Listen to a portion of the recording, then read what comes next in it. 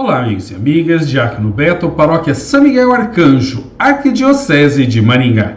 Invoquemos a Trindade Santa, Pai, Filho e Espírito Santo. Amém. Se você ainda não é inscrito em nosso canal, se inscreva e esteja junto conosco nesta obra de evangelização. Nesses vídeos onde nós estamos estudando sobre os patriarcas, nós já vimos no primeiro momento que Jacó tirou a primogenitude de seu irmão Esaú através de um prato de comida. O cara estava com fome, ele foi lá e deu uma ajeitadinha, fez uma comida boa. E depois, num segundo momento, ele tirou a bênção de seu irmão. A primogenitude lhe dava direito aos bens e a bênção lhe dava direito a cuidar do aspecto religioso da família, do clã. Mas o tal do Jacó acabou indo embora, fugindo. Hoje nós vamos olhar um pouquinho isso daí. Então, primeiramente, Jacó faz as coisas quase sempre em conluio com a sua mãe. Esse é um ponto importante. Lá no capítulo 28 de Gênesis, Jacó passa a ser o personagem central. Se até no capítulo 27 Esaú estava junto, no capítulo 28 começa propriamente a história de Jacó. E essa história ela é muito importante. E nós vamos olhar 3 pontos importantes nessa reflexão de hoje.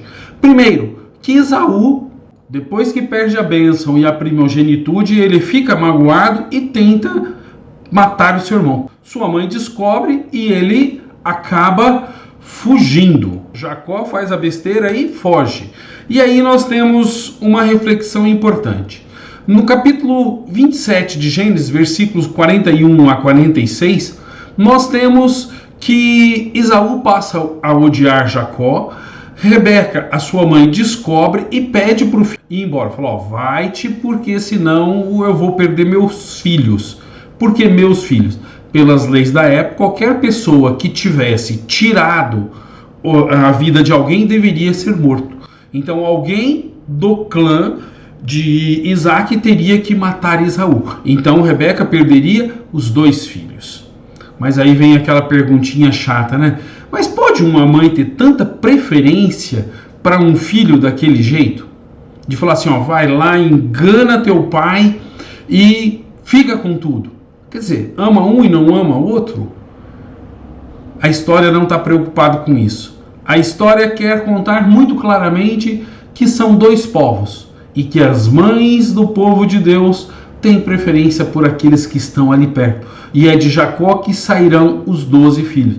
Ela deixaria de amar Esaú para amar mais Jacó? Não. É uma questão teológica. Se você olhar a história pura e simplesmente, você vai falar que ela tem preferência. Mas dentro da história teológica, não. Então nós temos que olhar esse primeiro ponto. Esaú, ele planeja matar o seu irmão Jacó e que o seu irmão, não tendo alternativas, foge. Vai para longe, lá para casa do seu tio Labão, em Harã, e lá vai acabar conhecendo as suas 2 esposas, que nós vamos ver um pouquinho mais para frente. Segundo ponto para nós refletirmos depois desse plano de matar Jacó Jacó ele vai fugir para a casa do seu tio em Harã. Ou seja, ele não foge para qualquer lugar. Ele vai para um lugar onde tem sangue do seu sangue. Assim como Abraão pediu para ir buscar uma esposa para Isaac, também nessa região, onde está a origem do seu povo, nós temos agora Jacó fugindo para o mesmo lugar. E isso é interessante, porque Abraão já tinha passado lá, Isaac vai para lá e agora Jacó. Ou seja, os 3 patriarcas têm uma ligação muito profunda com esse pedaço de terra.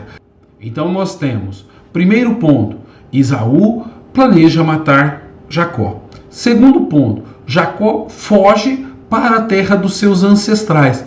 E terceiro, nós podemos olhar os erros de Jacó de 2 pontos de vista. Olhando pelo lado humano, a gente vai falar que ele fez a escolha errada diante de Deus e aí ele trapaceou o seu irmão.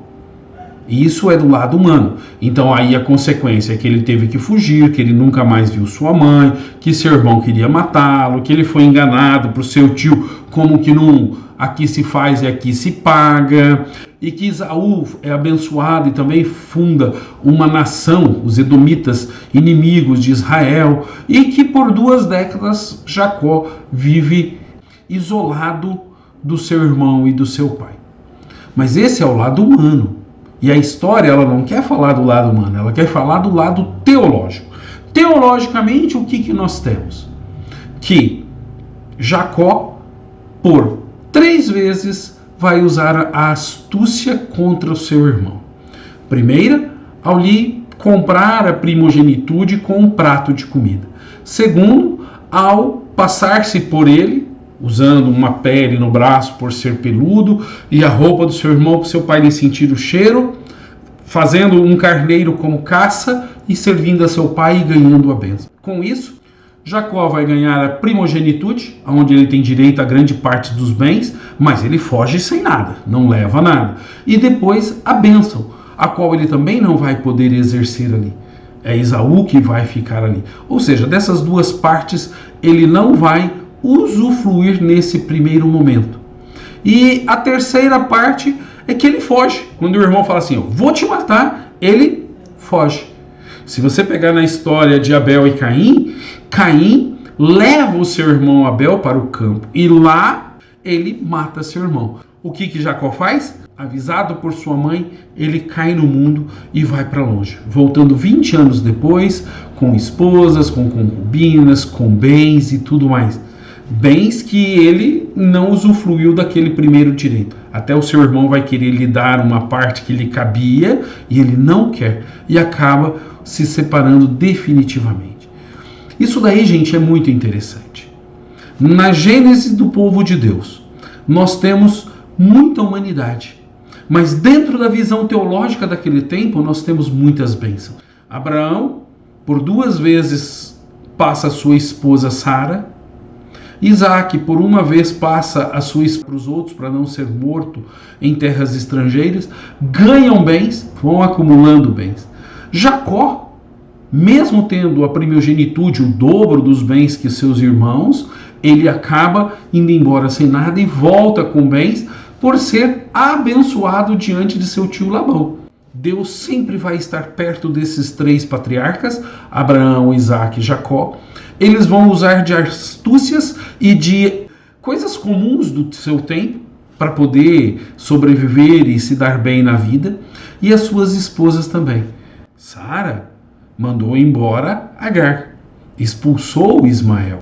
E agora uma das matriarcas, Raquel, tem uma preferência muito clara por um dos seus filhos.